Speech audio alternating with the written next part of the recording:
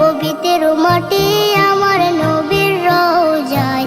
তোমরা যদি যাও গো মদিনায়, তোমরা যদি যাও গো মদিনায়। ইয়া রাসূলুল্লাহ ইয়া হাবিবাল্লাহ, ইয়া রাসূলুল্লাহ ইয়া হাবিবাল্লাহ।